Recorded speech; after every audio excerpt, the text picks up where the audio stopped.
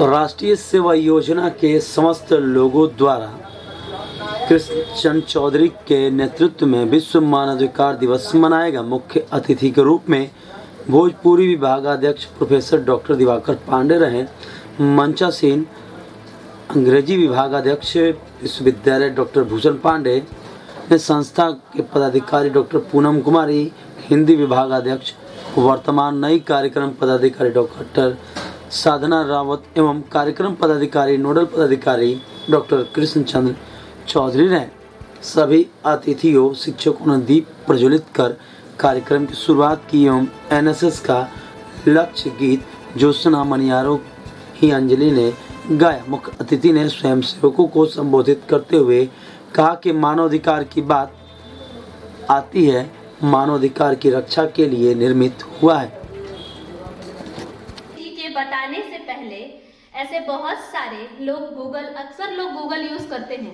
मानवाधिकार, मानव और अधिकार दो शब्द आ रहे हैं, तो जिसे अर्थ निकल रहा है कि जहां मानव अधिकारों की बात आती हो, जो मानव अधिकारों की रक्षा के लिए निर्मित हुआ हो, जो मानव अधिकारों की रक्षा कर रहा हो, जहां मानव अधिकारों की योजनाकारी योजनाएं बनती हों, जो मानव अधिकारों की व्याख्या करता हो, जो मानव अधिकारों का प्रचार प्रसार करता हो, जो मानव अधिकारों के बारे में बतलाता हो, वह मानवाधिकार है, वह मानवाधिकार है।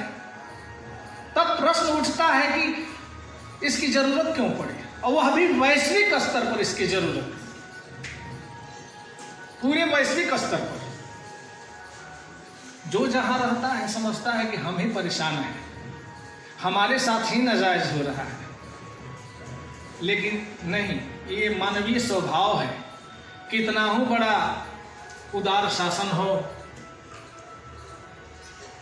वो सत्ता की एक अपनी चाल होती है, वो अपनी चाल सत्ता चलती है, जिसमें अपने को वो सामान्य मनुष्य से ऊपर समझने लगती है, और मनुष्य, छोटे मनुष्य, लघु मानव जिसे हम लोग कहते हैं साहित्य में, लघु मानवों के अधिकारों का वह दमन करने लगती है सत्ता।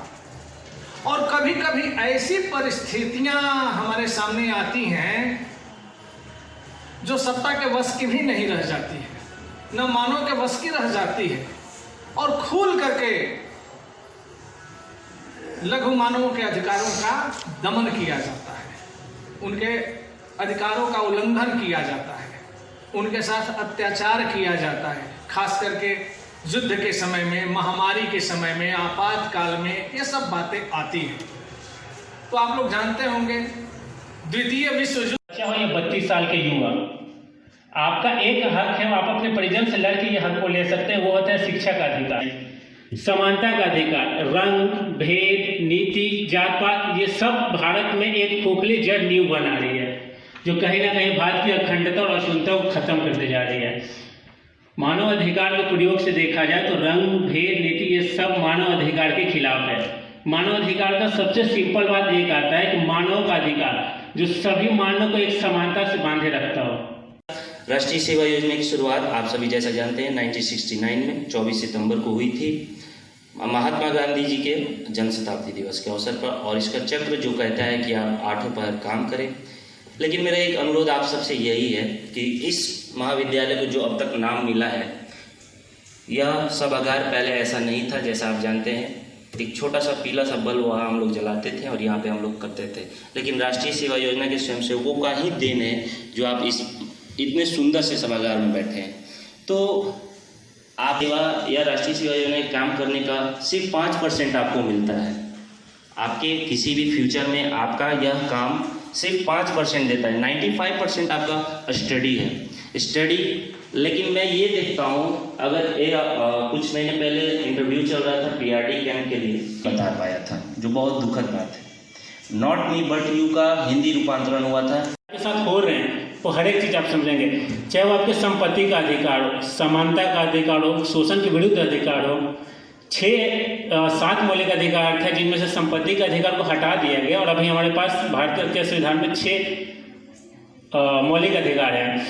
और बहुत सारे ऐसे होते हैं जहाँ पर हम बताते हैं, आपको एक बात बताते हैं, बहुत सारे केस ऐसे होते हैं जहाँ पर किसी को दोषी पाया जाता है, लेकिन वो इंसान अपने मानव अधिकार का प्रयोग कर सकता है। वो इंसान तब तक दोषी नहीं माना जा सकता है जब तक कोर्ट ने उसे दोषी करार ना दे।